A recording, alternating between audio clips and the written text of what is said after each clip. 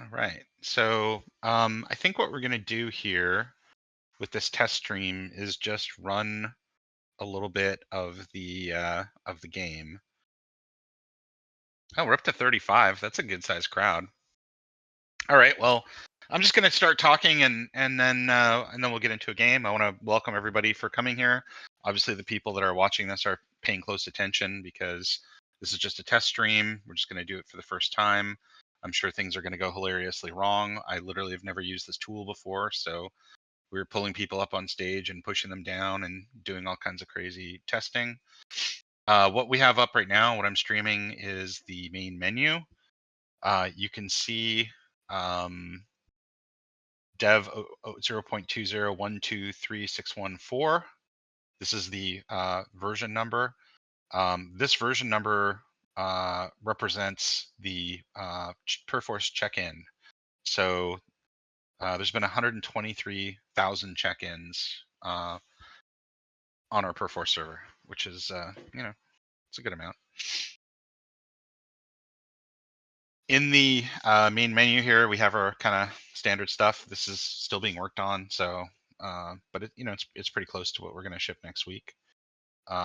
This part isn't working yet.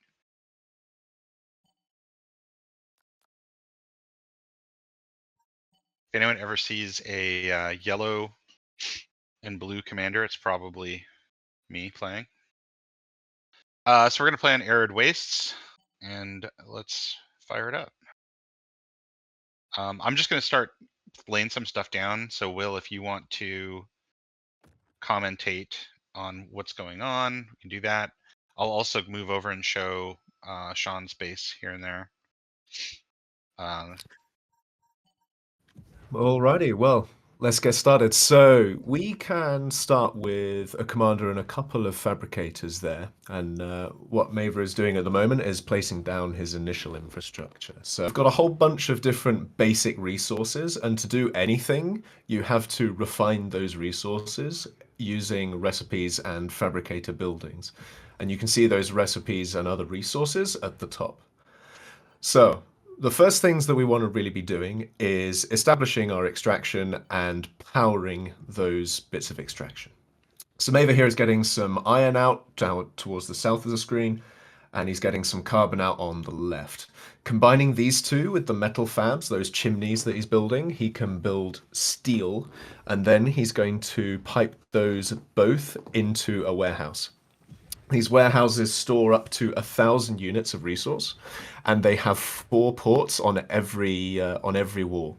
So not only are they a store, but they're also a really good way of distributing your resources to a larger number of buildings. Over on the top right, he's doing the same, and on the right there, we've got some silicon being produced. And silicon is useful for different things. We've got some processors and glass, but processors and glass are particularly useful for defenses early in the game. And you'll need to use a different type of fabricator to build those. So we've got 4 different types of fabricators. We've got metal, we've got assembly, chemical, and electro-optic fabricator. I go electro-optic. I just think it's easier.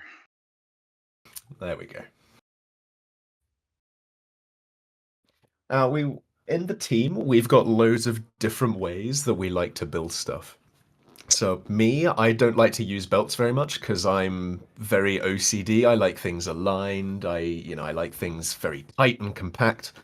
But when Maver next looks at Sean's base, we might see what he likes to do, which is build some more belts. Oh, he's not got there yet. You've refined your build, Sean. I've streamlined it a little bit, yeah. But what Sean has previously done is build these giant loops of belts, so you just end up with resources going round and round, getting sucked off into whatever as they go. So let's take a moment to talk about power here. On screen you can see a solar generator that Maver's built. When he holds shift, you can see the actual range of these power buildings. Now these are yellow because they're effectively low voltage. These provide power to buildings. We have another power building called a tower or a transmitter tower, which is in blue, and this connects those power grids to each other over long distance. So where your power to buildings is smaller and shorter distance, these transmitter towers you can sort of link to expansions, and therefore you don't necessarily have to build loads of power in loads of different places.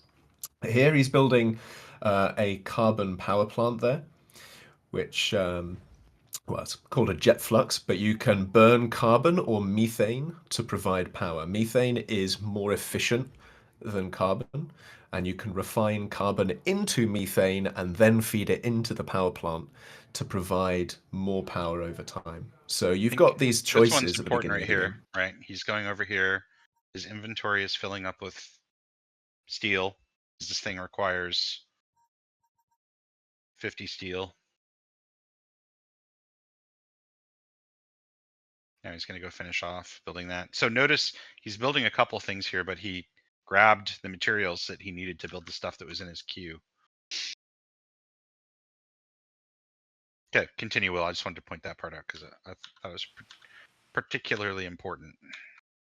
Yeah, I mean, when we were testing early on in development, once we got that feature where the fabricator and the commanders go and hunt resources for whatever's in their queue, we could really start testing a lot easier because we're suddenly not having to worry about fetching resources and doing things one at a time. So if you build out a long queue, the units that are building that queue will keep a track of all the resources they need to grab.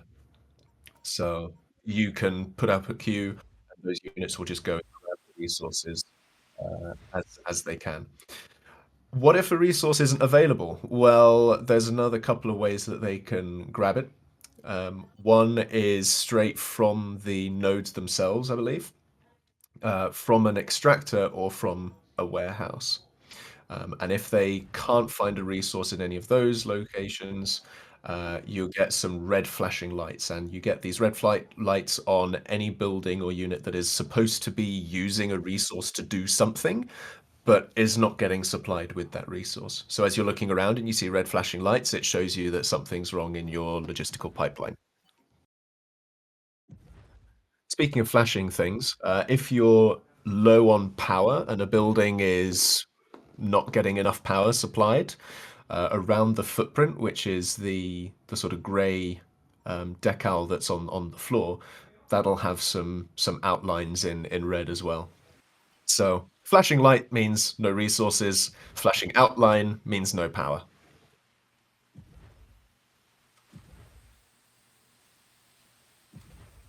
I'm building this Will style right now. One of our missions is sort of stacking factories in this way, and we're looking forward to giving you guys access to some of our early access campaign missions. Just little bite-sized experiences, so that if you're not playing multiplayer, you can go and have a bit of fun doing some objectives in a bit of a sandbox environment. Yeah, we should do a stream of some of that, maybe in a day or two.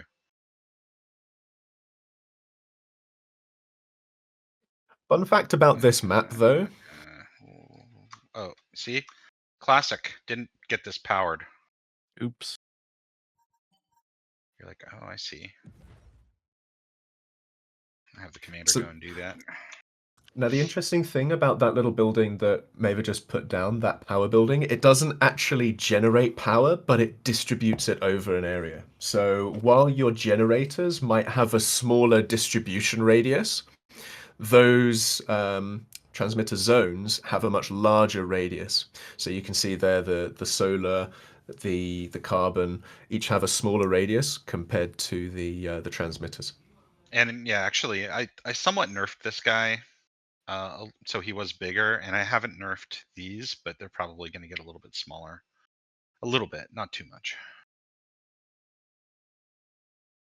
So once I hit this guy, right, if these circles overlap, you're in the same grid and you're connected. That's the key. It's the overlap, any overlap. So you'll, oh, where you going, buddy? So just having a quick look into chat, one of the questions was, can we have blueprints for queues? And yeah, we do have schematics. We're calling them schematics rather than blueprints, simply because Unreal has what's called a blueprint visual coding method. So internally it got rather confusing to have to refer to blueprints and then blueprints. So we're calling them schematics. They exist, we just haven't got the sort of creature comforts of them in yet, but rest assured they're there. I think you might be able to demonstrate it here, Mava, while we're on the topic. Selecting a few things and just copy pasting them as a schematic.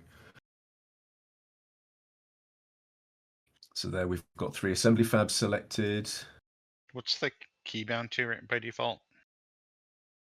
It's not Control V, is it? I don't. Was it Control Shift V? I don't remember. Where's not Casey sure. when you need him? Yeah, I'm not sure it's actually hooked up right now. Oh, yeah, I don't think it's hooked up right now. Not in this build. Well, it was, but there we go. Fun fact about this map: this was actually started as a layout, as a test map, and we liked it so much that we kind of built it out into a small little 1v1 map there. There's actually a couple of things I want to point out, right? One is the kind of arbitrary nature of the edge of the map.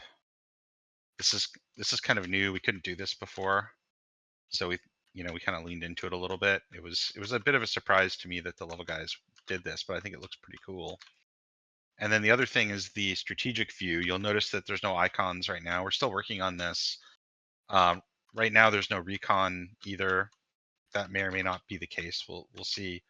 But it lends to some interesting things. Like I can go and look at his base and see what he's up to and kind of determine what my response should be. And since I'm not actually playing as much as him, he has some bots that I do not have.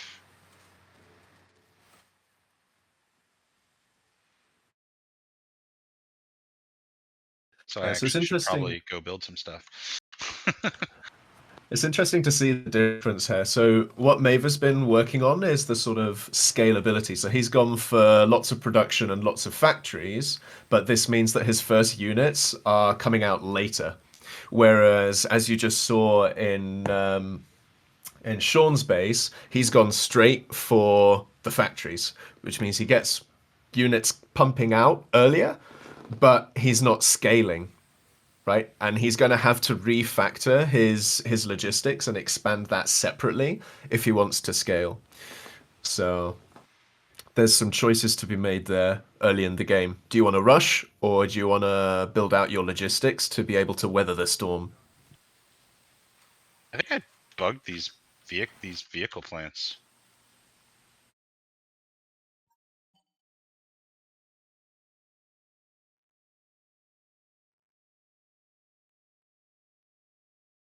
I literally think I bugged them. So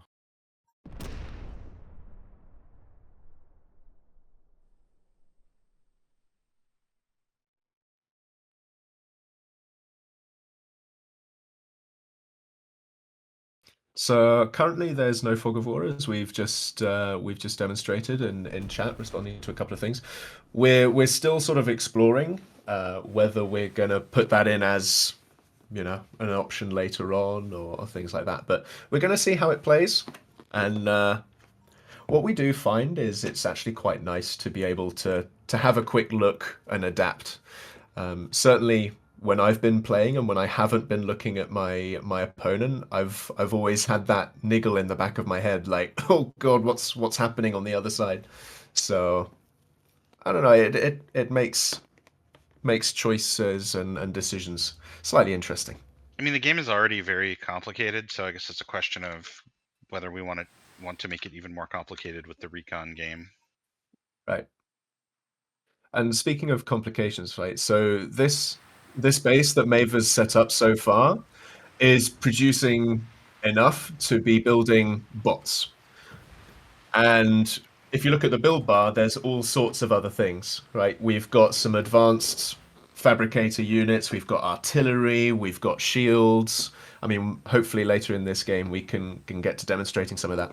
But all of these are in different recipes using different resources. So we haven't even touched on sulfur extraction yet or water. So, there is enough complexity there for those of you who are like super into your factory games and logistics to go wild building really intricate bases. I am really confused what I did to these factories. I think that's I've never run into that bug before. Top one's working. Yeah, the top one is, but these guys aren't. And I don't. Yeah, I haven't seen that happen in a long time. I don't understand why. Okay, well. What are they supposed to be producing? Bots. So I only see one connector each. What am I missing? Your Gears from here, steel from here. But your gears aren't hitting the belt very fast. That's true. They're not. Have you set a filter? Oh wait, the belt is bugged. No. Maybe. I think that's what it is.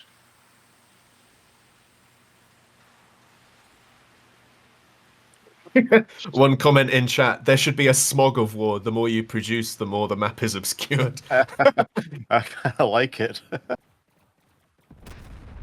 I mean, you laugh, but that's kind of Chaos's thing, right? Oh, am I getting?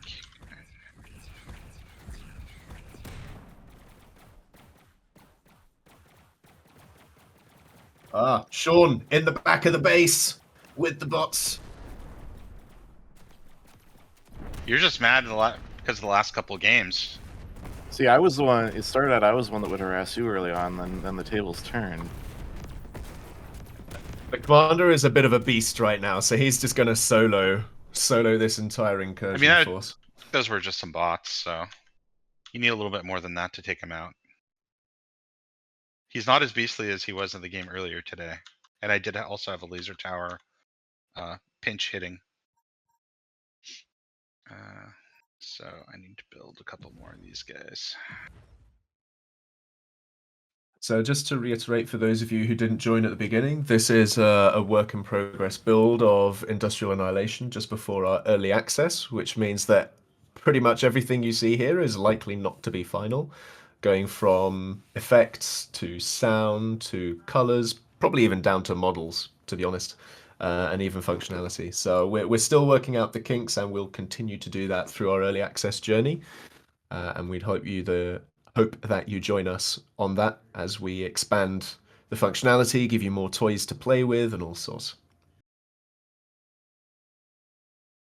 So looking at Sean's base there from Maver's point of view, on the right you can see some chemical fabs combining sulfur and water into explosives. Explosives are used for rocket tanks. Have we got a proper name for those yet, Maver? For which one? The rocket tanks? The rocket tanks, yeah. I'm trying to remember what we called them. I think it was something goofy. Reggie. Reggie. That's right. I don't know. Some of these are a little too cute. I keep thinking of Reggie in the Full Effect, which is kind of a obscure reference there. Yeah, so let's go through a couple of these. We've got Ada, who's kind of the T1. We've got the advanced Hugo. We've got Reggie, the rocket truck. Shelly, the artillery, mobile. Nova tank, which is just your basic tank. Phileas Dox, the son of Dox. Paladin. This guy is a little bit. This guy's a little bit more heavy duty. Donkey the truck.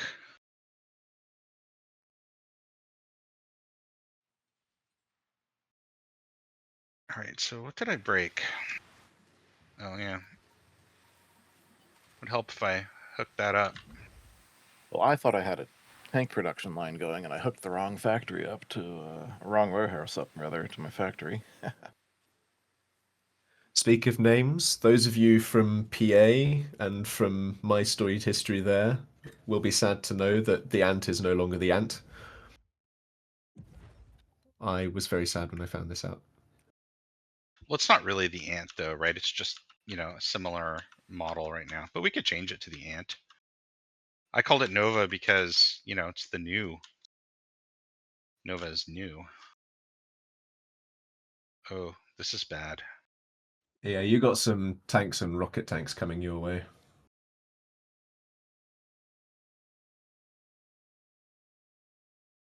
They're not here yet though, right? He's just No. making them. He's just getting them ready. So while you wait for the army to come over, do you want to zoom in on an acid pool and show off some of our environmental effects? Oh yeah. Our environmental art team has done some really nice work on these maps. And this is just one biome. We've got another one in the works at the moment, and I'm itching to show some of it with you. They sent some screenshots in our dev Discord today, and I was like, "Ooh, yes, please."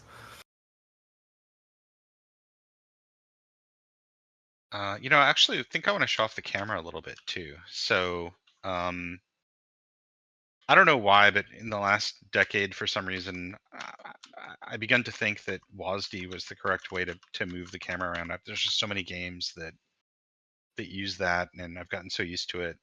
So the camera moves around with WASD. Spacebar lets you rotate and pan and tilt, and you can WASD around like that as well, and it still works. Spacebar will kind of reset it to the normal orientation. Let me just spread those guys out a little bit. Mouse wheel to zoom. So as we zoom out, right, the map will center up, and then as we zoom in, it will go to the cursor. So we can zoom in where we want. That's stuff that we invented in Supreme Commander, really. But I think that stuff works really well. And then you can use the middle mouse button to kind of jerk it back and forth, and you can throw it. And of course, there's values for, how much does it slow down and how much weight does it have and that kind of stuff that can be messed with. Strategic view, as I was saying before, isn't done. One of the things I really wanted to try to get away from was just playing the game from the icon view too much. And right now, this really forces you not to do that. But we will have some sort of strategic view. Exactly what it will look like is kind of going to be a surprise to everyone, including me, because I'm still working on it. But I have some ideas that I've been working on for it, so there'll be something. This is what I would call, a fairly done-looking map. I'm pretty happy with the art team and how that's come together. I'm also really happy with these resource patches and how they all look different. This is the titanium, and you don't really mistake these for each other, right? We know this is going to be iron, right, without even looking at it. Coal, carbon. And mistaking them was a problem we had early on, especially the titanium and iron were hard at first. Sulfur, silicon, which is, you can think about this as being what you make microchips out of, right? If you've ever seen the kind of tubes of pure copper.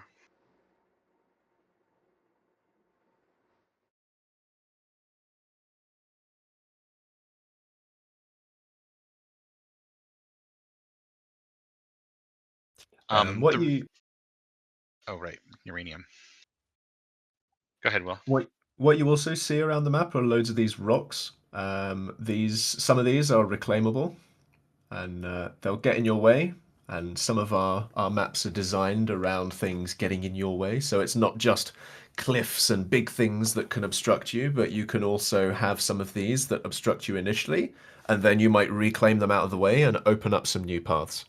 So we've got more map variety in that instance than, say, PA, where you just had full geographic features that are either there or not there. I've got some. I'm really confused why building all of a sudden doesn't work. Have you got power to those factories? Yeah. They're not flashing, so they look good. Could it be because they're obstructed and the units can't roll out? No, No. No, it's not that. this is something new. I mean, we were playing earlier today and I didn't run into anything like this. In fact, the placement of the vehicle factories is actually specifically designed so you can't obstruct them. Yeah. That's just weird. Just won't build anything.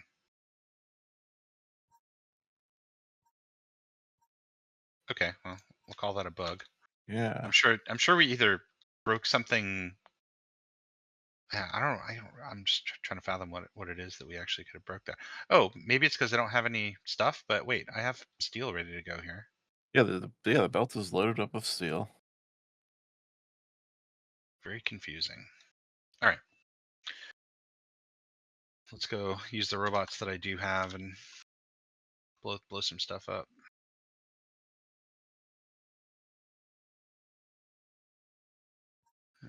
Let's see. So far, we're only seeing a sort of basic level of base. The idea is, as you try to scale up your production and get more advanced units building, you're going to be taking up a lot more of the map with your factories because you're just going to be needing so many more resources to make loads of different next level resources based on the recipes at the same time. So there's little bits of puzzle solving in there as well. But as we said before, with the schematics or blueprints, for those of you of a different vocabulary, those will come in and will help you sort of reproduce bits of your base, so that not every game will involve building a factory from scratch manually if you don't want it to.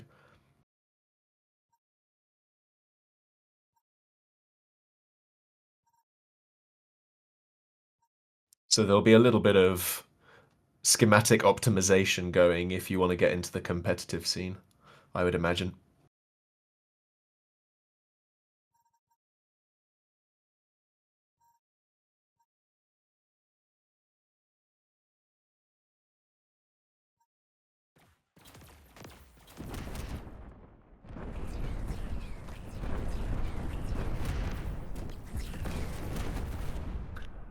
That's what happens when you run into a defensive line.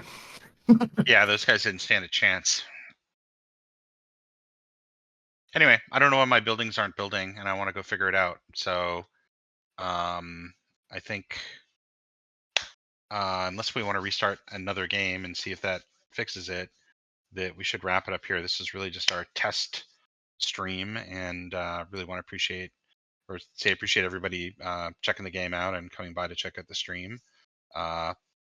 As this was a test stream, we were just seeing how it worked, and I think we have a good idea. So we'll do some more of these in the future with some more information, maybe show some of the single player stuff. The game is coming out really soon, so you guys will be able to play it yourself anyway. But hopefully this gives you some sort of idea as to what to expect. And thanks for helping us test out the stream. You want to see Discord stage. Yeah, it's the first time using this. Yeah, I think it's pretty cool. I want to do more of it. I'd like to even maybe show off some development type stuff, some things that aren't just the game, some more inside kind of how do things work in the editor maybe. I think there's all kinds of possibilities.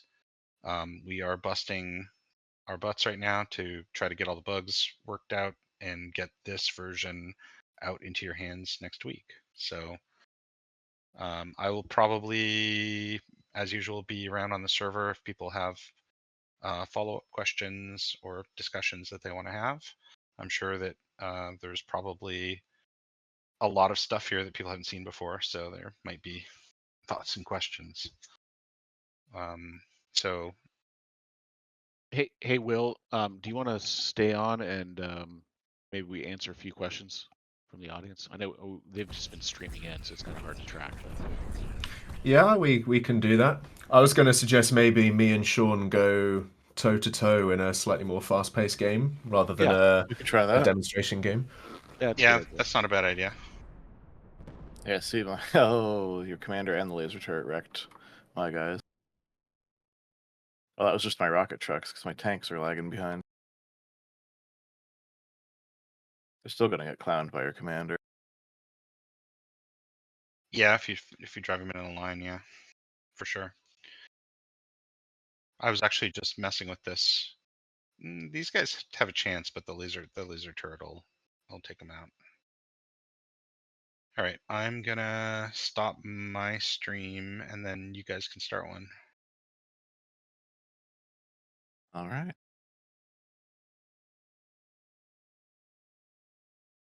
Did that actually work? I still No, see we're your still seeing screen.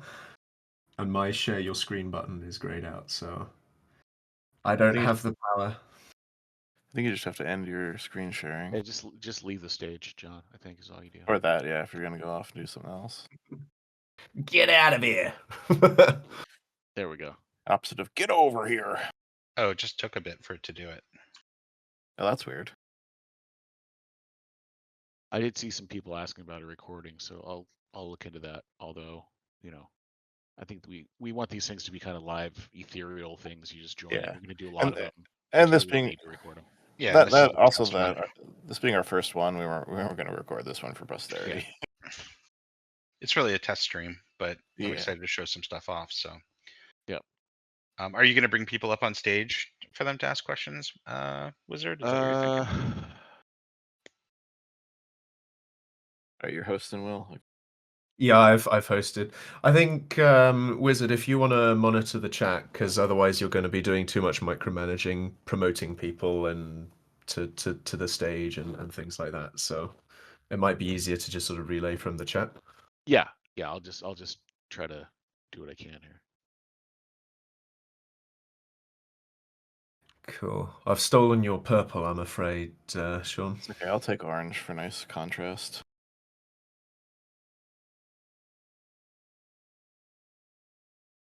Right, I'm going to go to my voice activity here. I was on push to talk before, so let me know if my voice isn't being picked up properly. No, we can hear you. So Southpaw, why don't you stream too, so people can choose? Maybe they can choose to Only one at a time can use you this. can only have one. Yeah, Okay. I tried. Yeah. It's What the one way it differs from a regular call. Are you ready? Are you ready, kids? Yeah. Okay. Moving on. Right, let's get this started. So, this is less going to be a showy off game and more let's try and kill each other game. So let's see what happens. That means I'm probably screwed.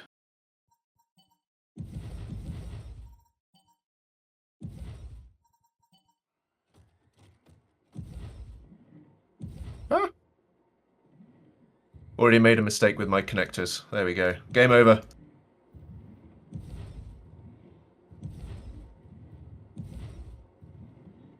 Your game volume is pretty loud on your stream there.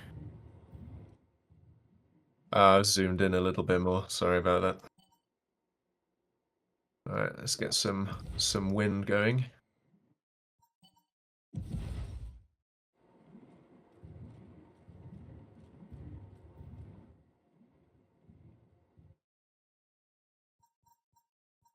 And let's get...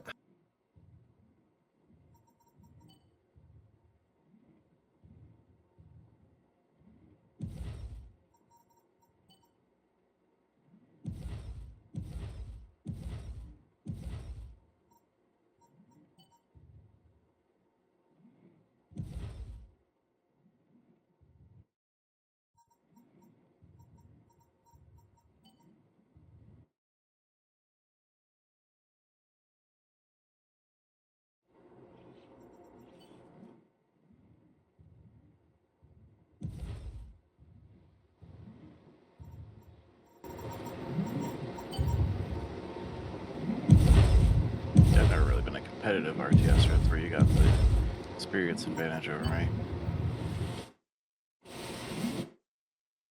I wish I could call myself a competitive RTSer. I was never good at competitive.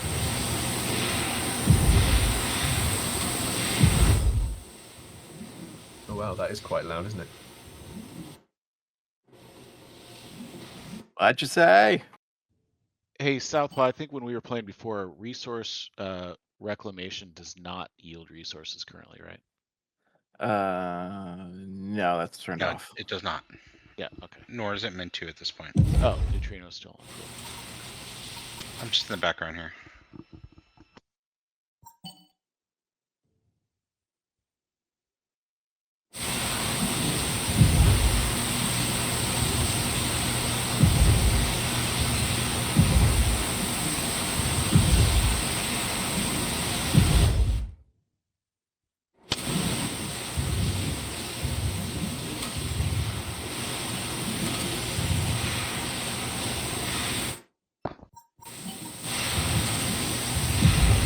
When you, so, Will, can you click on the top of the platform on a warehouse with stuff in it? Just touch it down. Resources. Yeah. Just click on it, you can see in that center top bar what's in there and how much of it. Not Let me only just- that, but if you hover over those things, you can see the recipe that is required to make each of these resources at the bottom of the screen there. So you've always got a nice handy reference for what you need to make whatever. Also point out the categories at the top are reflective of the factory that's used to create those. Ah, yeah, that's true. So if I go into the metal fab here, I've got steel and cable. And on the top row of metal, I've got steel and cable. To access these other ones, I'm going to need to go up to the advanced metal fab, which itself requires steel and cables. So, you know, you can see how you've got to work your way up to some of these things.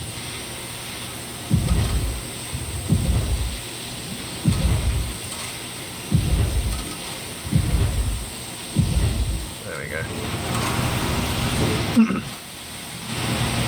Somebody was like, I noticed that there's a lack of music. That is not actually because we don't have music. We do. In fact, Steve and I spent a significant amount of time selecting a composer and working with him on coming up with the soundtrack. And here's some of the stuff when the game launches.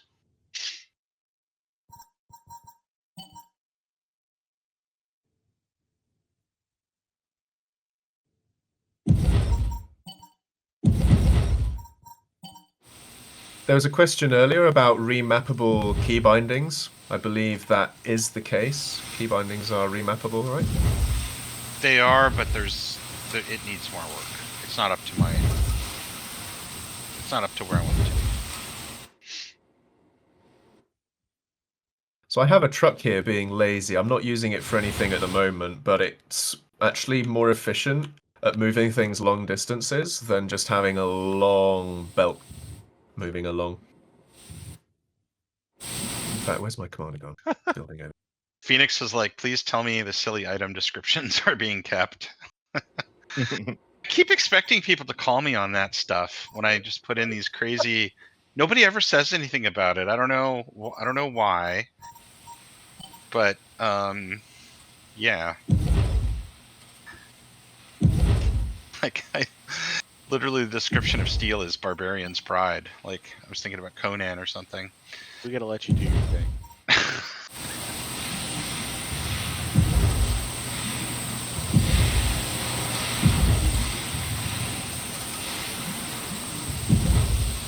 Do fabricators automatically source materials from your stockpiles? Yes. There is limits to that. There's basically a maximum range that they'll go to do that. But other than that, yeah, they go and seek them out. They'll take resources from raw resources from resource nodes. Yeah, if you command them to right now. Yeah. Are there any plans to be able to have the game span several maps or regions similar to PA? Well, not really. And if you look at the way the map is set up, you can kind of see that there's areas that are outside the play area and areas that are inside. So you almost don't need multiple maps to do that, right? You could make an island or something you know, fly to, but it's not really meant to be a core part of the gameplay of this game.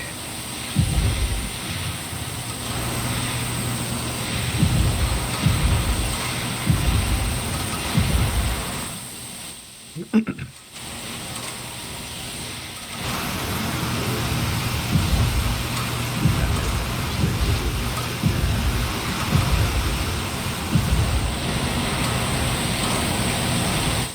the musical style be at all similar to PA? Not. I mean, maybe, but it's a totally different guy with a totally different agenda. 85% of players have PA music muted. So yeah, it's interesting that people are asking so many questions about music. Philosophically, I'm with a lot of you guys in the sense that if I'm playing a game for a lot of hours, I probably don't want to listen to the same music over and over again. In fact, when I'm playing games, a lot of times I'll listen to other music or other things that I want to hear. So the way that we kind of approach the soundtrack creatively is to try to make something that stands on its own, that can kind of stand the test of time going into the future, so that maybe long after this game is a memory, somebody still listens to the music and appreciates it. And so kind of our directives to the composer are all around that kind of stuff. And of course, creating the right music for the game. And he spent a lot of time trying to, create the different ambient and war tracks and things like that. But creatively, the soundtrack is meant to also stand on its own and kind of stand the test of time and just be good music. And that philosophy really comes from Total Annihilation, where the soundtrack was, a big part of the production, and we tried to do the same thing on Planetary. So really, on Planetary, the soundtrack was really Howard's baby. I didn't, sit on top of him and force him to do anything. He kind of grabbed the bull by the horns, and we had a lot of fun recording music for that. Hey, Neutrino, can you talk about map size? Yeah. So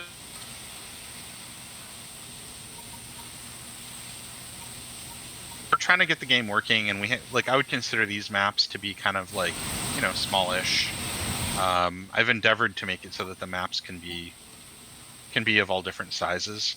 It's hard to say where the limit is right now because we really haven't tested that, but they should range from small to large, with large being quite a bit larger than this.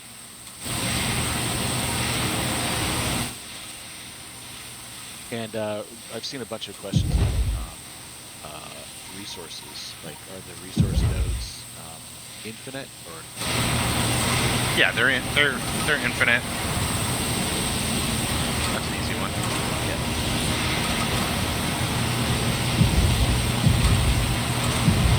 Does he need to select a fabber to build stuff? That's actually a good one. So yes, you have to select something to build stuff. However, you'll notice that the belt and the connector you can build without having a fabber or the commander. We actually had the game working so that all of the belts would be created and built bit by bit. Same with the connectors.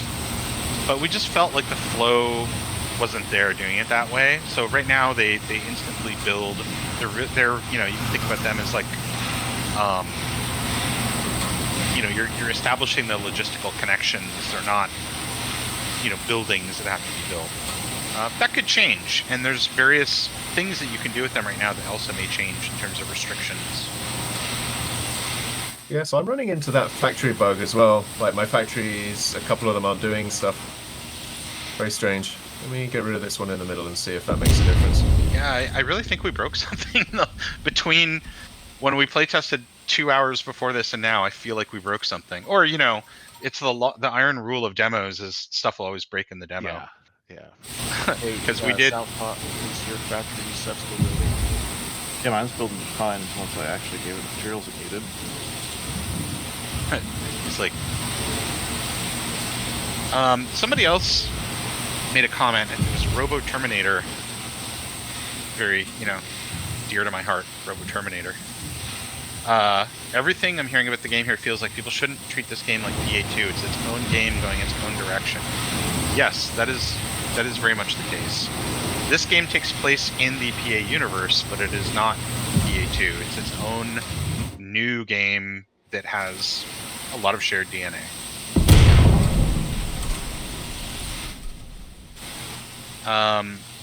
Somebody said later game resources towards the middle. Obviously, we're still playing with the layout of the resources, but yeah, the idea is that you put resources that you want to use later further out from the core base locations, as well as just going out and getting more of the base resources.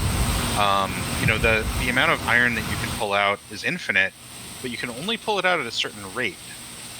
And so more iron patches, if you want to build more stuff, are necessary. And so exactly how many we put in the starting area versus how they're spread out, other resources, how they're spread out, and how much of those there is will determine a lot about a particular map.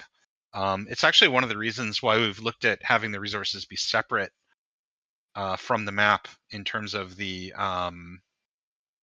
layout, so that you can have arid wastes with different resource layouts and have it be a little bit different playing.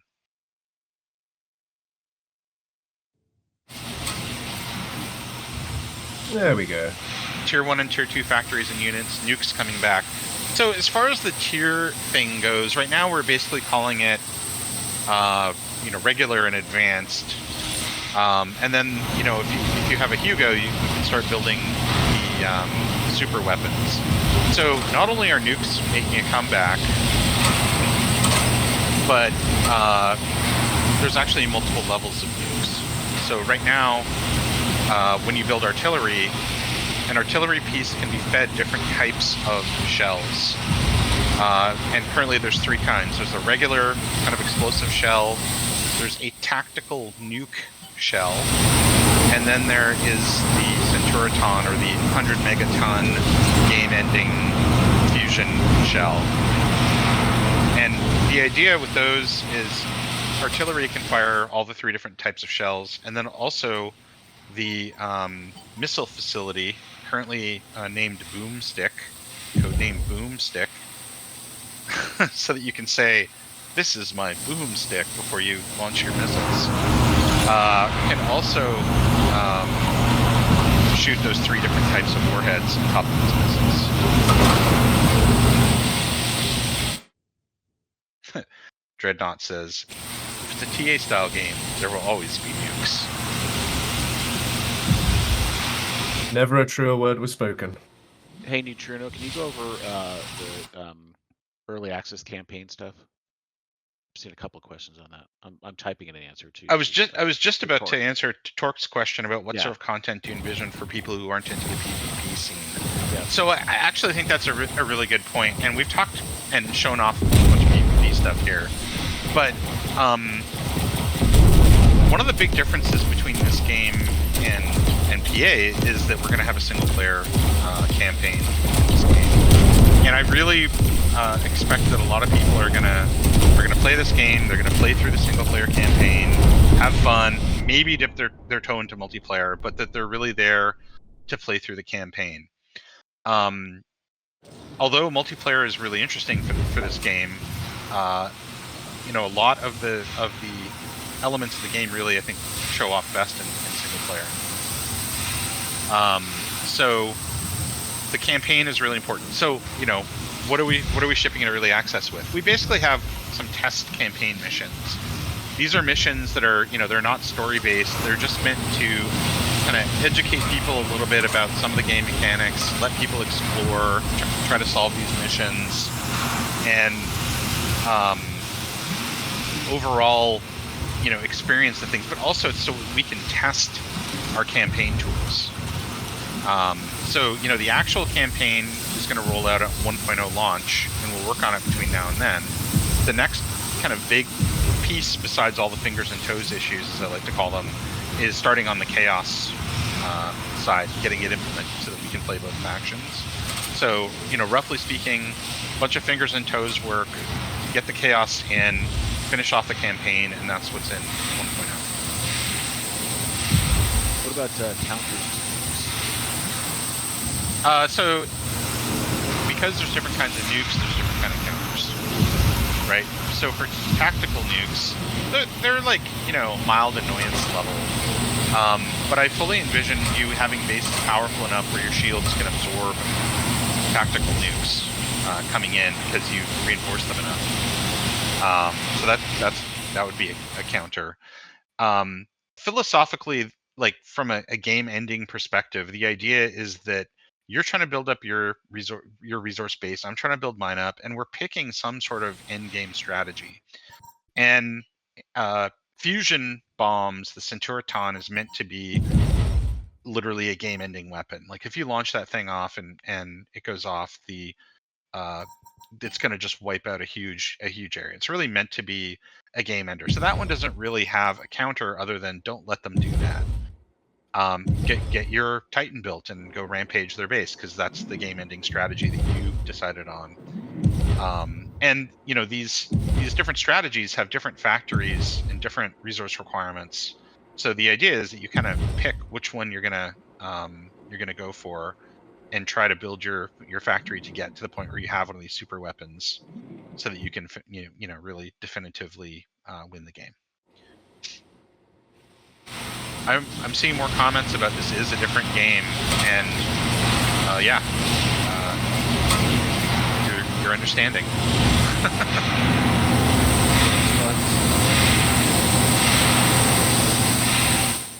Stage.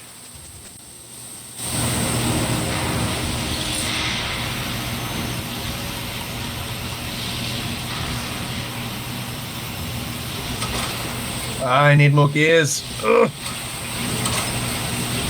Well, you know what? Let's make some more gears.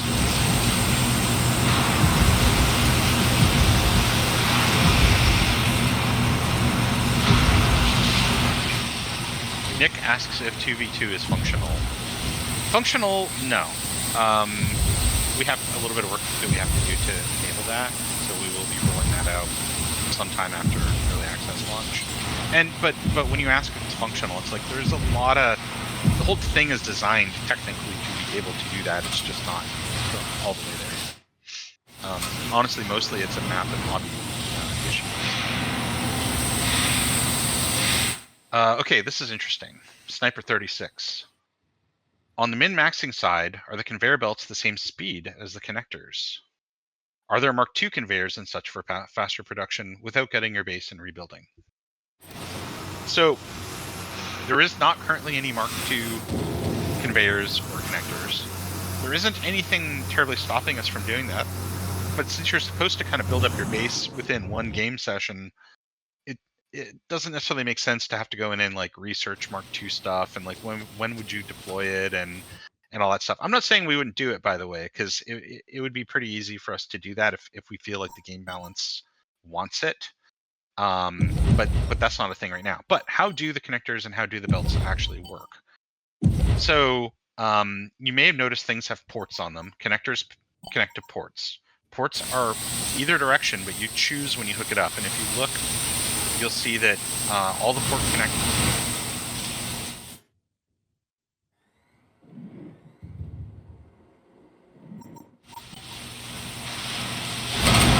have a certain amount of bandwidth, which is currently one box or one resource element per second.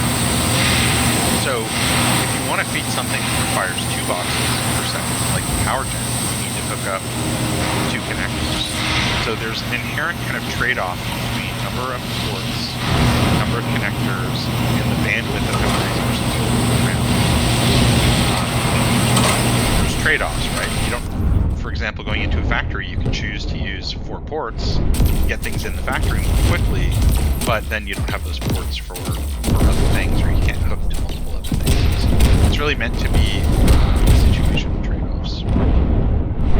Belts are bulk movement, so they can basically move one resource 1 meter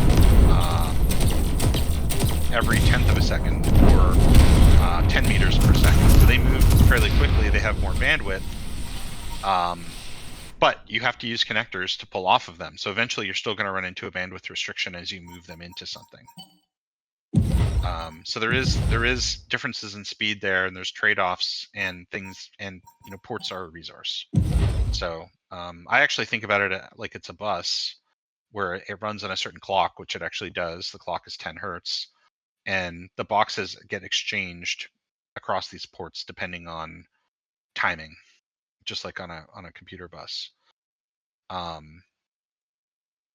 So yeah, there's a bunch of stuff there around how those interact and the choices that you make and how you hook things together. This is why warehouses are incredibly useful. They're not just for storing something; they also give you lots of port connections. You know, vehicles like trucks can come and load up off of them off the ports. They also use the ports, etc. So.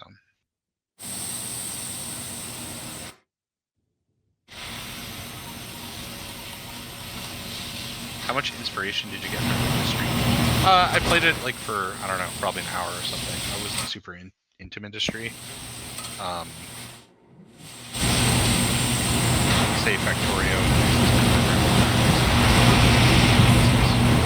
And then the RTS side of it is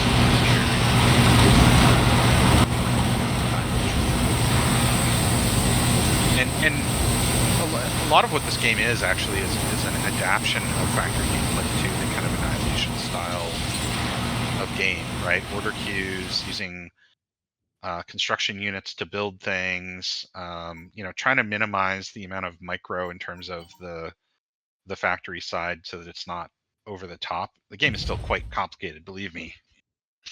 We don't need to make it more complicated, but yeah, the battle's heating up. I'm trying to take advantage of the fact that Sean hasn't scaled his factory production for his units. So he sent a massive blob at me, I defended it, and now I have a rather massive blob, which is still replenishing itself at a faster rate than Sean is able to produce right now. So I'd say I'm doing okay. So you got your factories working? Yeah, I had to delete them, and I reoriented them as well. I pressed R, and I changed their direction, and they suddenly started working. Weird. So, you know. Will there be some sort of vertical stacking of belts? As we've written things, we've tried to make that possible. Currently, no, but you know, maybe in the future. That kind of falls under the same thing as, like, you know, do we need faster belts? For the most part, that's not really your restriction. How long does a game last? Well, a long time in multiplayer. All of my units ran in at the same place when I wasn't looking. That was foolish of me. Well, that's not the only reason they got wiped out. Oh, it can't have been because you actually defended, surely. There is not a mini map in the corner. That's what the strategic view is supposed to be. Yes, there is a plan for some alerts for things. Those two utility buttons just sticking upwards is bothering me. It also bothers me. This is something we've talked about. We'll probably change that.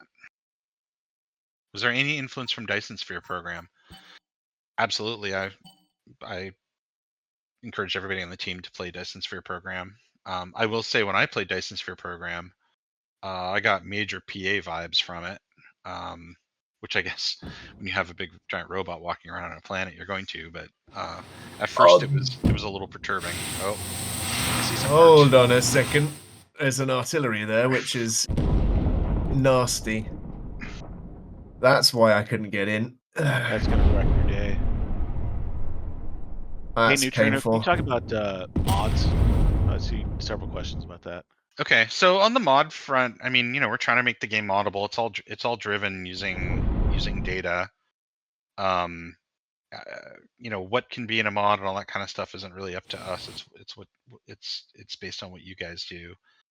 You know, we have to build the game before we can really get into the building the mod system out. But the idea would be that there's going to be some way of managing your mods like there's in PA, where you can install them and play with them. As to what's moddable, it's going to be different than PA. We have to do some significant work on our side because it's Unreal to give you guys the ability to do things like make maps and all that kind of stuff. So we kind of have a plan for that, but the when is a little bit up in the air. We were not allowed to distribute the editor with the game, which would have been my preference. So what you'll be able to do, the idea is you'll be able to download a stock Unreal editor and then put our plugin into it to enable the ability to make stuff. Again, I don't have a timeline on that, but that's the shape of it. And then there will be some sort of mod manager that lets you manage the mods. If people have recommendations on mod managers, I'm curious if there's something that people really think is amazing, because we haven't picked which one we're going to use or if we're going to do our own. I also think it's funny because, you know, people talk about, is it going to ship with mod support? Well, there's a difference between us supporting mods and mods being possible. You know, you could go in and mess with the files. That's how we used to do it to mod. Scale of the game is crazy massive. We gonna annihilate the servers. That was in the other channel.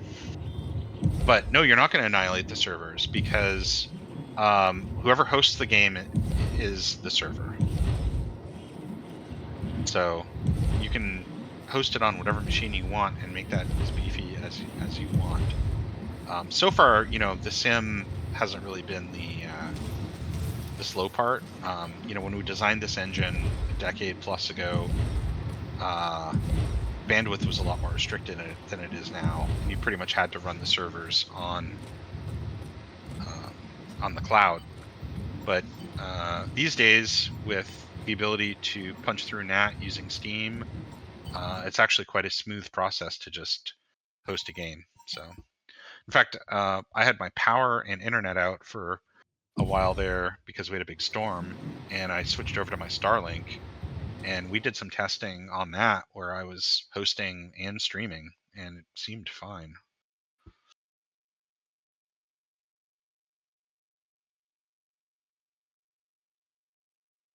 Some questions here. Let's see. Is there any conveyor belt splitter or merger? That's a warehouse. Yeah, a warehouse basically is effectively gives you that. But belts can merge into each other in like T intersection. Yeah, they can merge, but they can't split. Yeah. Also, you could in the future perhaps make a game where you don't fog until you die. Okay, that's a different game mode. We're working on that.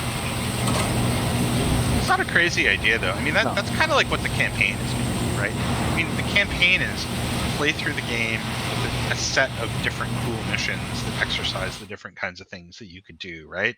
You could have production races where you're trying to, you know, feed resources into something to win.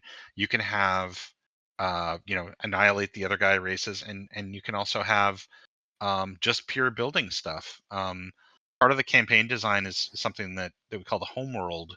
In the homeworld missions, the idea is that you're just going to a planet and you're building out your production so that later on in the campaign, when you need units to show up, that you can basically be like, hey, I built out this production capacity, and now I get help in this later mission. And it gives you a chance to develop your strategies for how you want to put your factory together, develop your schematics of, you know, the pre-built pieces that you want to build your factories out of, and start to really kind of put your style of how you want to build your base together. So there's meant to be different beats in the campaign for that kind of stuff. But just a straight up tower D defense mode, it doesn't sound crazy to me. And then the third question is really hits also, what about a sandbox mode where you can just build in creative mode your factory and check out inputs or outputs with some? You can do that. Yeah, you can do that right now. Just go start a game and then don't have another player and just run it. Steam Workshop, yeah, I that seems to be a leading contender. I think it makes a lot of sense. Ideal, assuming there's no plans to distribute the game out of Steam, which currently there is not. Where's my... Hello, where are you? All right, so Trollhammerin asks a question I think is interesting. Seeing that there will be both shields and artillery in the game, assuming there will be long range, will shields be able to withstand some of that? Maybe if you stack them. So shields and a few other things use this particular mechanic where they use energy to charge up their internal power. So when the shield gets hit, it drops a certain amount based on the damage, and then when it gets to 0, the shield goes down. However, there's also another mechanic there, which is the capacitors. Capacitors are like little mini batteries, and they can flood power out in their local area when power is needed on an emergency basis. So imagine that a tactical nuke shell hits your shield. Well, the shield is going to immediately take a bunch of damage, and then it's going to say the negative amount, or the amount under 0 that I am, is X amount. Let's say it was 2,000. And it says, I need 2,000 emergency power or I'm going to go down. So then all local capacitors, if they have that much power, can then feed that directly into the shield and it will stay up. So what this means is that you can visually on the map, when you have a shield, you can look and you can see, oh, look, this guy has a bunch of capacitors stacked behind his shield. That's an extra strong shield. I need to, drive some units in and take out the capacitors or come up with some other way around that. This emergency power mechanic is also used in other places. For example, in the lasers. Lasers have an internal power bank that they charges up slowly. Each shot uses it, and when it hits 0, it has to slowly recharge for each shot, limiting its rate. If you put a bunch of capacitors behind it, they can then fire at full rate. So these things are done to try to make it so that building units and building things in your base that you can visually see also impacts the gameplay. I think for people that have played a lot of PA, these mechanics are going to, they change things quite dramatically. We're really trying to put a level of craft into each individual unit instead of just having, tons of units. Let's have ones that are kind of unique and distinct, and let's create systems that link them together. Whoever did the range display for units is an absolute hero. That would be Mr. Bengolis, who is responsible for all of the effects and shaders. Being able to mod stats of units, etc. Yeah, that's table stakes for modding. Any thoughts on no keybind mode for us newer players that don't want to deal with them? I'm not sure. What does that mean, no keybind mode? You don't want keybinds. Interesting. Would that be like, so like nobody can use keybinds to put you on a level playing field? I don't know. Oh, maybe, yeah. Yes, PA had no shield mechanic, like say Supreme Commander had. It's interesting because I actually wrote the shields in Supreme Commander, amongst a lot of other stuff. And yeah, I don't know. I don't remember why we didn't put them in PA, to be honest. But I wanted to do them differently. So the shields here at least are different than the PA ones, than the SupCom ones. Are you worried about schematics optimizing the meta too much? Oh, Not really. I think I just crashed. Oh. I'm still playing, which is Obi-Wan not the usual Toby case. says, "Are shields back?" Yes. Oh, yeah, I think you did. My stuff has stopped flowing. Or has it? Because that's just because my commander's not standing next to it. My That's something screen else? is frozen. Oh. Yeah, my guys are doing stuff. My debug log has stopped populating. Valhabar asks about limiting blueprint or schematics. Look, if we think that schematics are so OP that they ruin the game, of course we'll limit them in some way. I mean, I think common sense should prevail on that kind of stuff. However, given the fact that you actually need the resources, and it's actually quite tricky to figure out what your build order should be, I'm not sure that you can just slap down a schematic and say that the game is won. There's just going to be more to it than that. It's going to be more, I think, based around people who come up with smart blocks of schematics that they can then quickly use to build bases and respond to what the other person is doing. Let's say essential parts of your base get wiped. Is there a fast rebuild repair button? That's something we're still working on. I think the idea there is in general is yes, though. Right this second, it's a little fuzzier than that.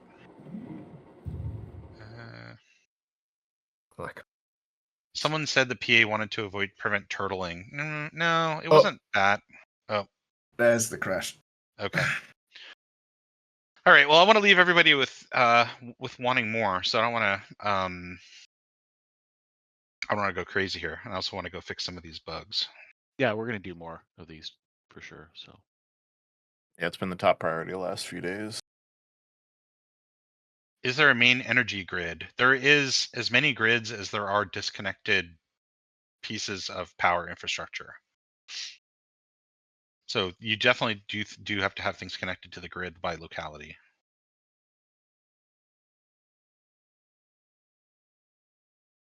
Are there plans for more unit types other than ground units? Yes, air units are planned. They're not currently in, but they're built and shouldn't be too far in the future. And naval units too, or no? Naval isn't really currently planned for the first campaign. Yep. Okay. And I could go into a great deal of detail, and maybe I will in some future point about why, but